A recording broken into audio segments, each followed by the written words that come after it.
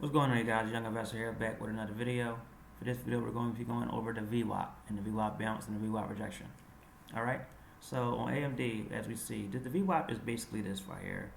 If I remove everything here, right? If I clear this chart, just clear this chart real quick so you guys can see a better picture of what's going on.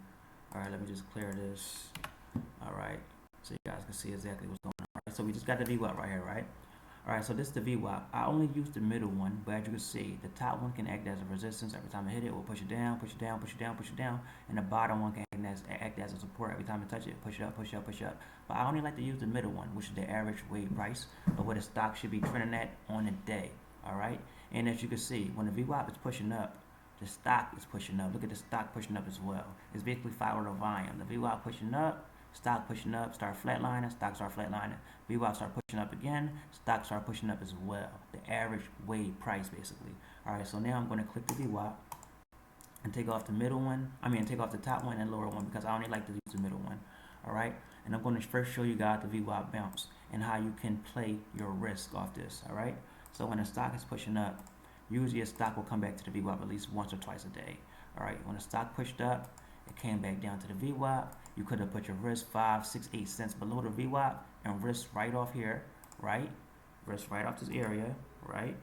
Around here, and you could have put your resistance, you could take profit at one of these resistance areas around here, okay? At one of these resistance areas. So let's go right here. All right, so we got a potential risk.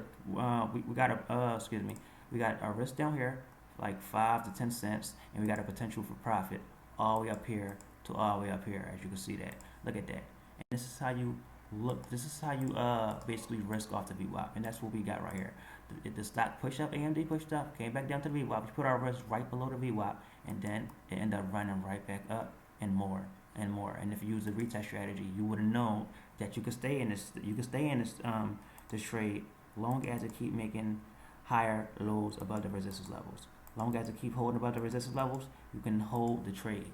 All right, long as it keep doing that. And this is the retest strategy right here, mixed with the VWAP. So this is the VWAP bounce. So it went up down. It went down to the VWAP. Sold off right here on this, on this trend down right here.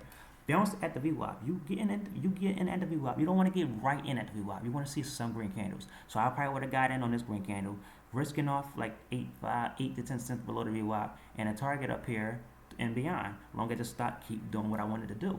All right, so that's the VWAP bounce in a nutshell. Basically, when the stock pushes up, come back down to it, bounce off the VWAP, you want to see some green candles before you jump in. You don't want to jump in on the red candles.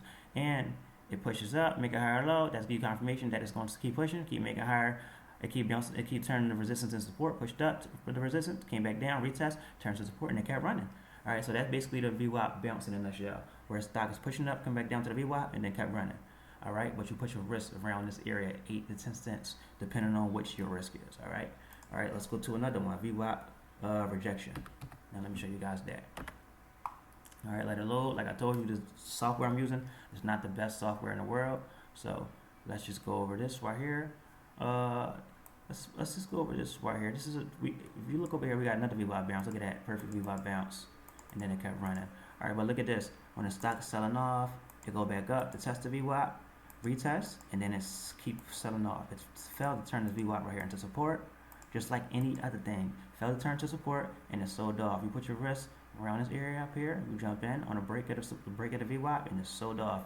I don't use the strategy that much, but this is a good strategy to use when you see it. All right. So it sold off, retested the VWAP, and then kept selling off because the confirmation kept selling off right here down at the support area. So you put your risk. This is how you risk off it.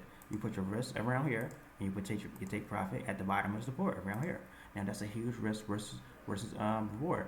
Sorry about that. That's a huge reward versus the risk. All right, and that's how you come out on a good trade if you want to use the VWAP. All right, and then again we got another strategy, the same strategy, but just the opposite side. Pushed up, came back down to the VWAP. You put your risk a little bit below it at like 75, 70, and then it ran back up to the highs up here around 60.83, and it kept going. The moment it turned the 60.83 level into support and made a higher low above it, it kept running. Look at that, it kept running.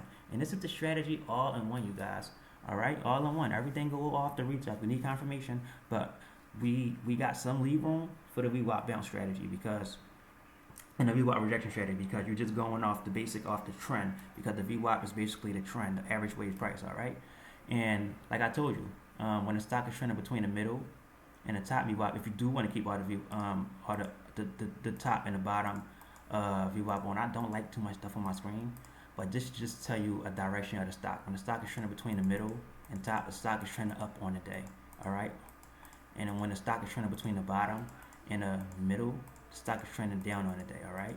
That's just a nutshell, tell you a direction of which way the stock is going, all right? So that's just what I wanted to show you guys, all right?